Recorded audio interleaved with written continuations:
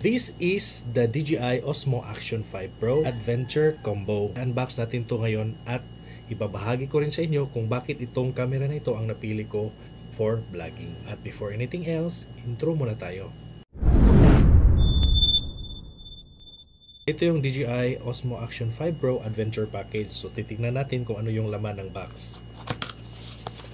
Upon opening the box, there are two boxes inside the main box. Ito yung for accessories at ito naman yung Osmo Action 5 Pro na camera mismo. Unahin muna natin ang box ng accessories. Makikita natin itong Type-C to Type-C cable. Ito, quick release mount adapter. Manual guide at yung sticker. Itong multi-functional battery case. Pwede itong pang-charge ng 3 battery. Yun ang laman na accessory box. Dito naman tayo sa camera box niya. Meron pa palang laman sa ilalim ng box. Ito yung 1.5 meter extension rod. Siyempre, bubuksan na natin itong camera box niya. Dito, makikita ang mismong Osmo Action 5 Pro camera. Sa kabila naman is yung camera case niya. Sa loob naman, meron nitong mga thumb screw at saka yung isang quick release mount adapter. Buksan natin ito para makita natin yung laman camera case niya. Makikita natin itong camera case. Sa loob meron ito, yan, dalawang thumb screw. Yan. Curve mount na with adhesive na siya.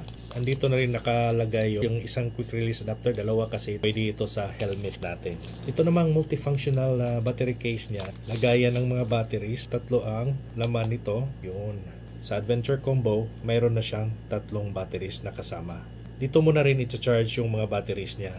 Pwede mo rin tong parang power bank ng phone mo in case nalolobat yung phone mo. Ito naman yung 1.5 meter extension rod. Dito natin ilalagay yung quick release adapter. Yan, punta tayo sa camera mismo. Pugi ng camera na ito. Osmo Action 5 Pro camera. Yan yung camera.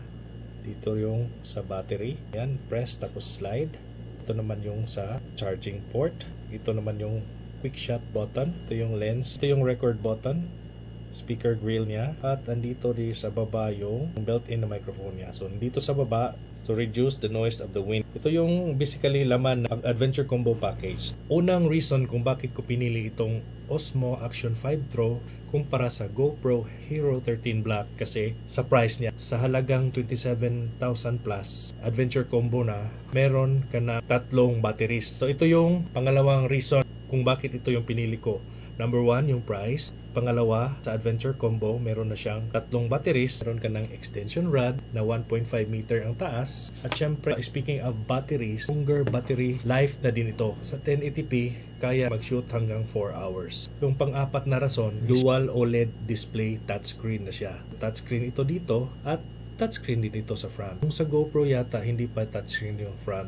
Mas malaki yung display dito kumpara sa GoPro. Yung sa GoPro maliit lang. OLED na rin siya kaya much brighter. So hindi ko naman sinasabi na hindi maganda GoPro. Itong mga rason na ito kaya ito yung pinili ko. At panglima na rason is yung low light capability. Meron siyang features na pwede ka mag-shoot during low light or during night. Yung hindi naman masyadong pitch black talaga. Mas advantage ito kasi halimbawa kapag ginagamit mo ito during paggabi na, nakikita pa rin yung paligid.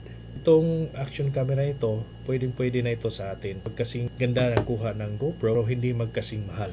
Since DJI din yung drone natin, kaya DJI na rin yung pinili natin na action camera. At hanggang doon lang, no, yun lang yung mga reason ko. Unang-una is yung price.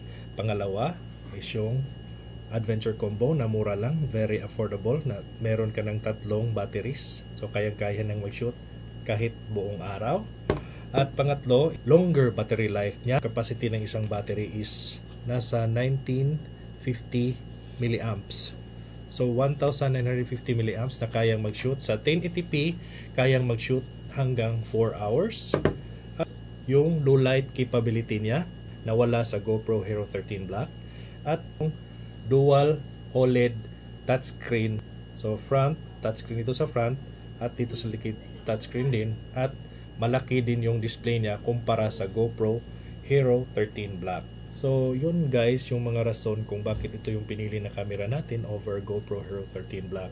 So mainly, yung price talaga, yung price difference talaga yung pinaka main reason natin dito. Anyway, maraming salamat sa panonood at hanggang dito na lang. This is Jay ng Frantic Dude Channel and peace to all. Bye-bye! Sa susunod na video nga pala, papakita natin yung mga kuha natin dito. Kung gaano kaganda yung kuha natin dito. Okay guys? Maraming salamat. Bye-bye!